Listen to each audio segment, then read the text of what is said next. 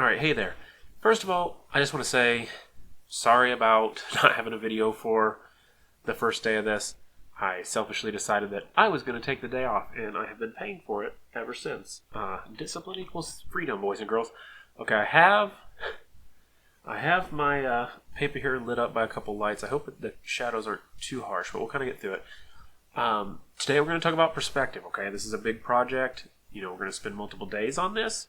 Ideally, I would like you to have a really large sheet of paper like I'm working on here. If all you have is printer paper at home, that's all you have. But if we need to, you can arrange if you would like to come and get some larger sheets from me on like a Wednesday. I can have them set up at the front office, or you can have a mom or dad come up and pick them up during the week sometime. If that's something you would like, email me. No one's really reached out about that yet, so I'm not sure if that's something they want. Today, though, we're going to take all the stuff we've been working on with the perspective boxes, and we're going to try to apply them to a real drawing. Now, I have a drawing here I took outside today when we were drawing, or I have a picture here, sorry, that we took outside today when we were out drawing on the lawn. I'm going to show you how to recreate this using two-point perspective. I'm not going to spend a whole lot of time going into any details, right? All those sexy bits with the columns and the checkered patterns and little dips on the side there.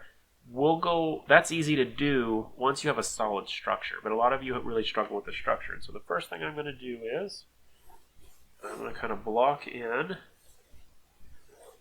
here where my drawing space is. Like I said, it's not something I'm going to count off, but it's just a good habit to get into, is having a nice drawing space here. And then what I'm going to do is, and every so often I might turn my board, so I'm sorry about that. What I'm going to do is I'm going to lay a horizon line. Now, this building, compared to where we're sitting, or I think I was standing when I took this picture, is much taller than we are. And so we don't want to make our horizon line in the middle. We want to kind of make it at the bottom of our drawing area. The reason we want to do that is it helps us get a sense of scale in our drawing, because this is a three-story drawing. And so I have in there, maybe a little too light, why don't I pull that out a little bit more. I have a horizon line, okay? And that's important so you can tell where exactly your angles are pointing to. Now, next thing I'm going to do is I need to kind of establish where my vanishing points are. But here's an issue. If you look at the image above, neither of those vanishing points are actually going to be on our drawing surface. You're going to have to wing it, because your vanishing point might be, a foot that way. And you're just going to have to wing it out there, knowing that all of my points go that way. This is where I'm talking about we need to understand perspective, not just know it. So I like to start with this biggest vertical on the edge over here, the edge of my paper, because it kind of helps me figure out the scale of what I'm working in. So I'm going to draw it real nice and tall. Okay. I'm going to go a touch darker than you probably should be.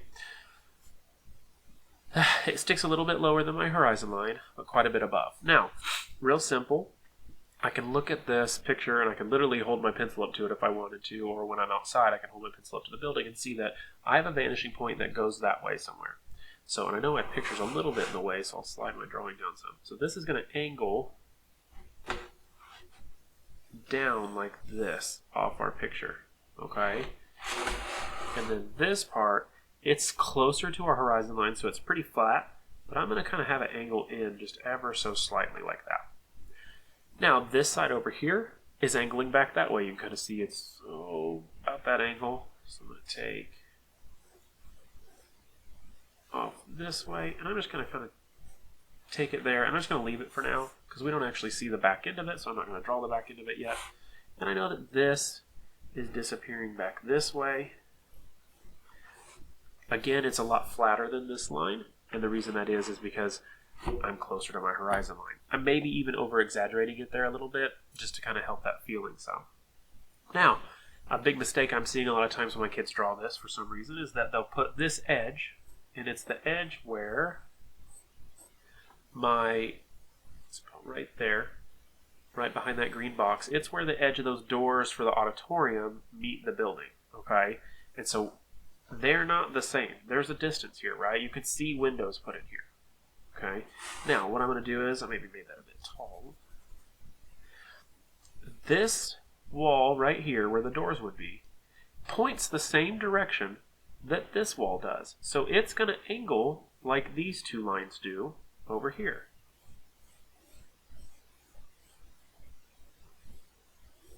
So we're actually bringing them out away. We're starting with the back corner. Then I put my vertical in for this front corner, like that. Now this wall right here, where these two windows are, kind of right there, it is the same direction as this wall, so it's going to disappear to a point similar to this one. It's going to be a little flatter because it is closer to our horizon line, but it is going to go back this way. And it's not very wide, so it's going to come down something like this. Again, I'm kind of exaggerating these a little bit to kind of show you the forms. Another big mistake I see when people are drawing this, so we got the big auditorium wall coming this way, right? Where does it meet this wall? Well, it doesn't meet it here, and it doesn't meet it here. It's kind of like a little off to the middle, to the left of the middle there, like that. And so I got a wall that comes up like that. This wall points the same direction this wall and this wall do, so I'm going to use these same angles to pull this until it goes all the way off my page. Like that. Alright, and so I can darken in some lines here. A basic structure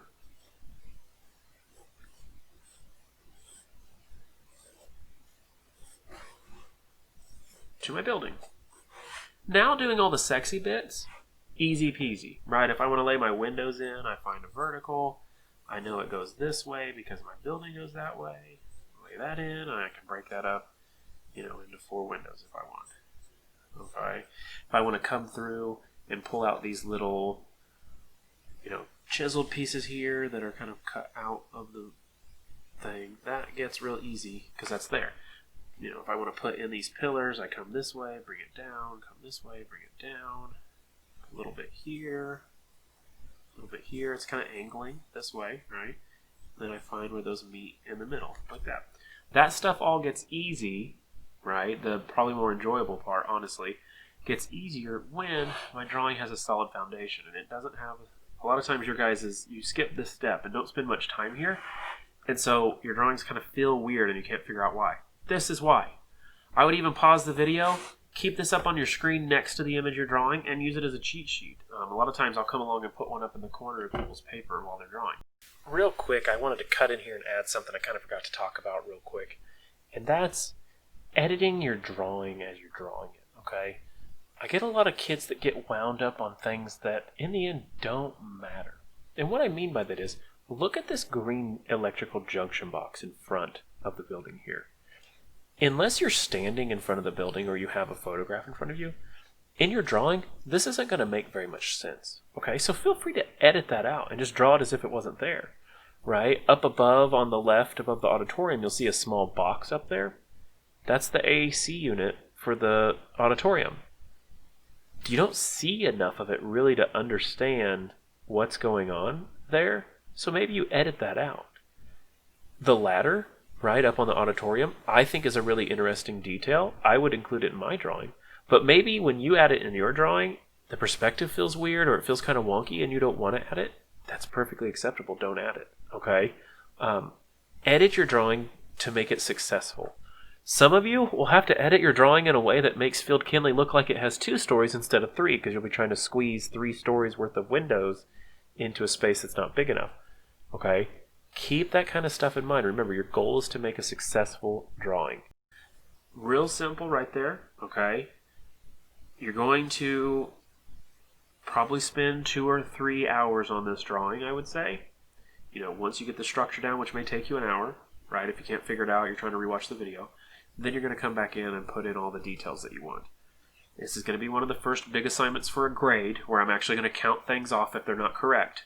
You have a lot of padding, so don't panic, right? All the skills and drill stuff we've done to this point, if you did them, have you a nice, cushy, comfortable grade right now. So this stuff will be added later, or this stuff won't drop you as much as maybe it would if it wasn't in there, if I didn't have those padding grades. So, take a breath, enjoy it. If it's nice out, we will be drawing this. If it's not nice out, we'll be drawing inside, and I'll do that video tomorrow probably. And we'll bounce back and forth, prioritizing the outside drawing until it's done, and then we'll stay inside and finish that one, probably for honestly the next couple weeks, since we only have 4 days a week. I'm going to come around and, if you're in class and you're watching this because you needed some extra help, I'm going to come around and tell some of you to start over, and it's fine. Embrace that, because you are going to need to do this right. This isn't like an assignment where you just do so many problems and you turn it in and you're done. You're going to do this until you get it, or you're not going to end up with a good grade. Okay. Pretty simple. Just basically using 2-point perspective to draw the building. We'll talk about how to do the inside one later. So get after it.